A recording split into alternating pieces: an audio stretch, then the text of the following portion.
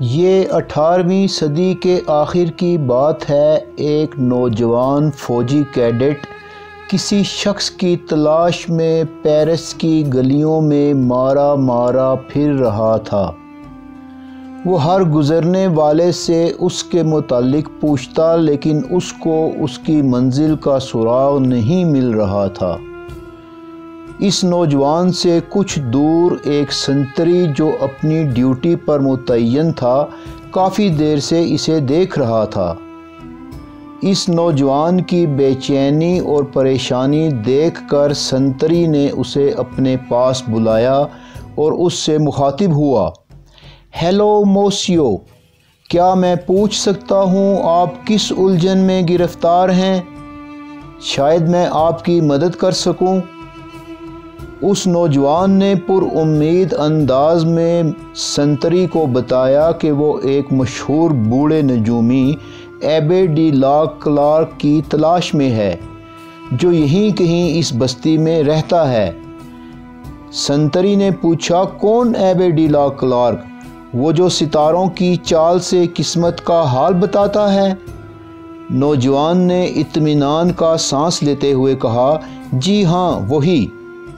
تو سنتری نے اسے گائیڈ کرتے ہوئے بتایا کہ وہ مختلف گلیوں کے چکر کاٹ کر فلاں جگہ ایک بلند و بالا بوسیدہ عمارت کی 6ٹھی منزل پر اس نجومی سے مل سکتا ہے۔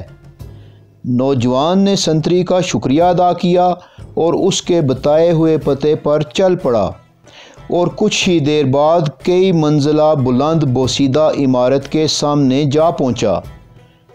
پھر وہ بڑی سرعت کے ساتھ سیڑھیاں پھلانگتا ہوا 6ٹھی منزل پر پہنچ گیا اور اس نے نجومی کا ٹھکانہ ڈھونڈ لیا۔ اتفاق سے دروازہ کھلا تھا۔ اس نے اندر جھانک کر دیکھا کہ ایک نیک صورت بزرگ جس نے لمبا چوغا پہن رکھا ہے، ایک فلکیاتی چارٹ پر جھکا ہوا ہے۔ نوجوان نے اپنے دل ہی دل میں کہا، غالباً یہی وہ نجومی ہے، اور پھر خاموشی سے اسے دیکھنے لگ گیا۔ نجومی کی شخصیت اور اس کے چہرے پر پھیلی عظمت و وقار نے نوجوان کو بہت متاثر کیا۔ اتنے میں نوجوان کو خیال آیا کہ اس کی جیب میں موجود سکے تو اتنے بڑے اور عظیم نجومی کی خدمت میں پیش کرنے کے لیے بہت کم ہیں، لہٰذا اسے آگے بڑھنے کی ہمت نہ ہوئی۔ چنانچہ وہ واپسی کے لیے پلٹا، لیکن اس کے قدموں کی آہٹ نے نجومی کو چونکا دیا۔ پھر نوجوان کے کانوں سے نجومی کی شفقت بھری آواز ٹکرائی، ٹھہرو میرے بیٹے، تم میری دعائیں لینے آئے ہو یا میرے مشورے؟ یہ سنتے ہی نوجوان نے خوشی سے دوبارہ مڑ کر نجومی کو دیکھا اور کہا، مشورے؟ لیکن فی الحال آپ کو دینے کے لیے میرے پاس معقول معاوضہ نہیں ہے، اس لیے واپس جا رہا ہوں۔ مگر نوجوان کو دیکھتے ساتھ ہی بوڑھے نجومی کی آنکھیں اس کے چہرے پر گڑ کر رہ گئیں۔ وہ اس وقت علم فلکیات کی روشنی میں فرانس کی جنم پتری دیکھ رہا تھا۔ اس کی نظریں فرانس کے آسمان پر ابھرتے ہوئے ایک نئے درخشندہ ستارے کو دیکھ رہی تھیں۔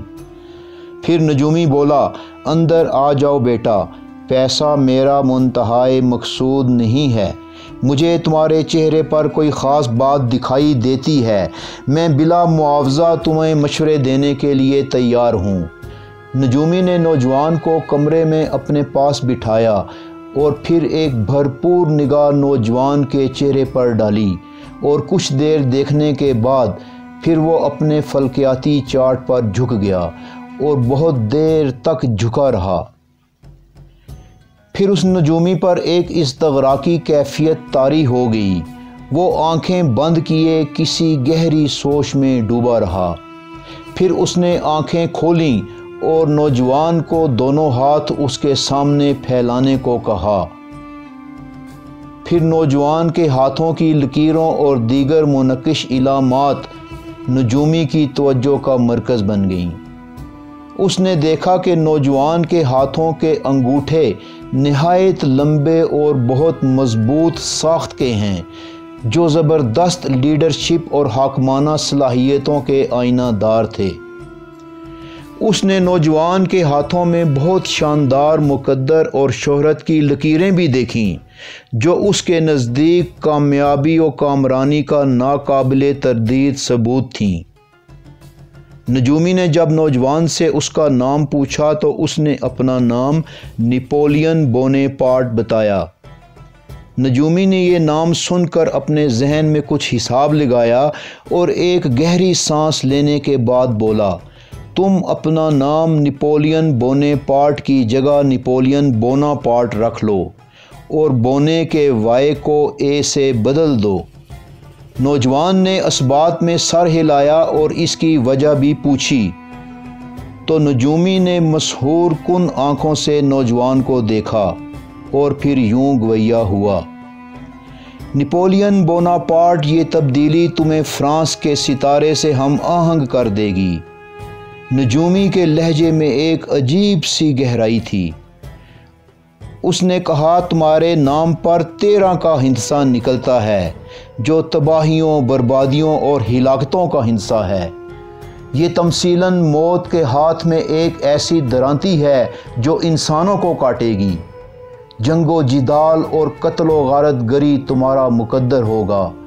آج سے ٹھیک 7 سال بعد عظیم الشان لشکروں کی کمان تمہارے ہاتھ میں ہوگی اور بڑے بڑے شہنشاہوں کے سر تمہارے قدموں میں ہوں گے، اور ایک انتہائی وسیع و عریض سلطنت پر تمہارا پرچم لہرا رہا ہوگا۔ بحر و بر پر تمہاری ہیبت و جبروت کا سکہ رواں ہوگا اور فرانس پر تمہاری مکمل بادشاہت ہوگی۔ نجومی کچھ دیر کو رکا اور پھر اپنے بیان کو جاری رکھتے ہوئے بولا، تم ایک دور افتادہ جزیرے میں پیدا ہوئے تھے اور شاید تمہارا اختتام بھی ایک جزیرے میں ہی ہوگا۔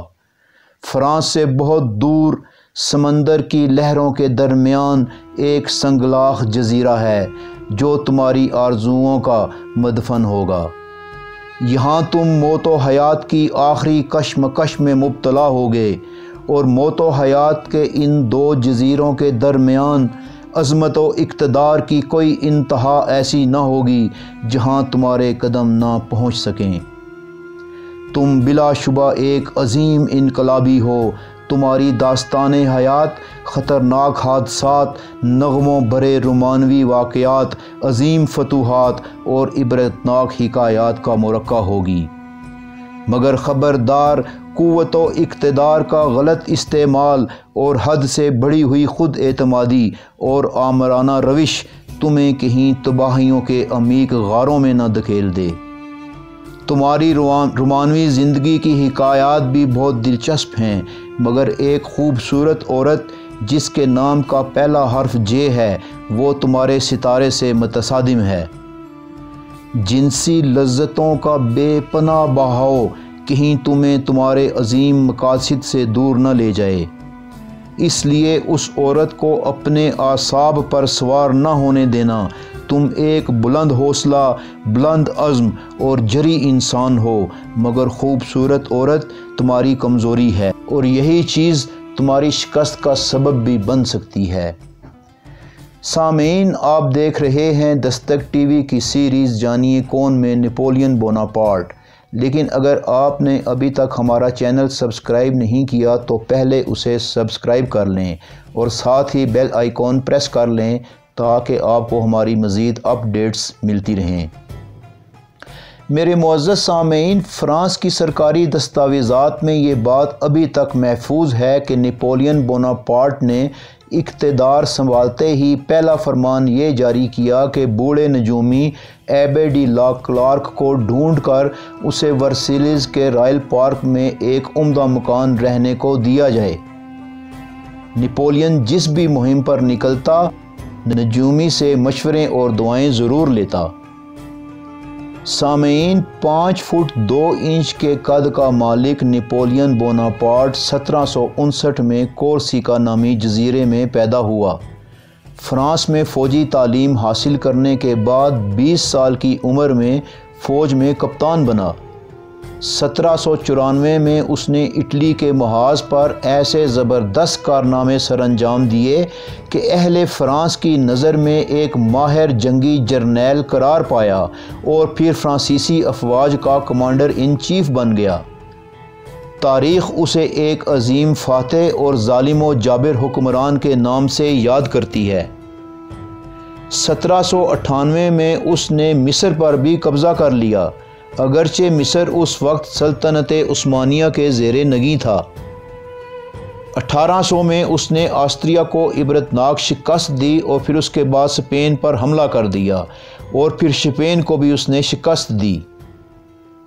اس نے فریڈ لینڈ کے مقام پر روس سے زبردست جنگ لڑی اور اسے شکست سے دوچار کر کے اسے صلح پر مجبور کر دیا۔ سامعین، وہ اپنے ازلی دشمن برطانیہ کے تمام مقبوضہ علاقے اس سے چھین لینا چاہتا تھا۔ اس غرض کے لیے وہ سلطان ٹیپو سے بھی رابطے میں تھا اور فوج لے کر ہندوستان اس کی مدد کے لیے آنا چاہتا تھا تاکہ انگریزوں کو ہندوستان سے نکالا جا سکے۔ 1810 تک نپولین کی طاقت کا یہ عالم تھا کہ ہر ملک اس سے خوفزدہ تھا کہ کہیں وہ ان کا رخ نہ کر لے۔ پھر نپولین ایک بڑی فوج لے کر روس کی طرف روانہ ہوا اور ماسکو پہنچ گیا، لیکن روسی افواج وہاں سے جا چکی تھیں۔ چنانچہ واپسی پر شدید سرد موسم کی وجہ سے اس کی لاکھوں کی تعداد میں فوج راستے میں ہی ہلاک ہو گئی۔ جب نپولین فرانس پہنچا تو یورپ کے دوسرے ممالک نے موقع غنیمت جانتے ہوئے مل کر نپولین پر حملہ کر دیا اور پھر ایک معاہدے کے تحت مجبوراً نپولین بوناپارٹ کو ایک ایلبا نامی جزیرے میں نظر بند ہونا پڑا، لیکن 1815 میں وہ یہ معاہدہ توڑ کر فرانس آ گیا۔ اس کے بعد فرانس کا اور اتحادی افواج کا واٹرلو کے مقام پر ایک تاریخی معرکہ ہوا، جس میں نپولین بوناپارٹ کو شکست ہوئی اور سٹینٹ ہیلنا کے جزیرے میں اسے قید کر دیا گیا، جہاں وہ 6 برس زندہ رہا اور پھر 1821 میں وفات پا گیا۔ سامعین، نپولین بوناپارٹ کے جنگی کارنامے جس قدر دلچسپ ہیں، اس کی ذاتی زندگی اتنی ہی اخلاقی پستی کا شکار ہے۔ اس کی زندگی خوبصورت عورتوں سے عشق لڑانے، شادیاں کرنے اور چھوڑنے میں گزر گئی۔ اس کی ایک بیوی جوزیفائن سے اس کو شدید مالی، جذباتی اور بے عزتی کا دھچکا بھی لگا، جس کا اسے آخر دم تک افسوس رہا۔ سامعین، آپ دیکھ رہے ہیں دستک ٹی وی کی سیریز جانیے کون میں نپولین بوناپارٹ، جو اب اپنے اختتام کو پہنچتی ہے۔ اس کے ساتھ ہی ہم آپ سے اجازت چاہیں گے۔ اللہ نگہبان۔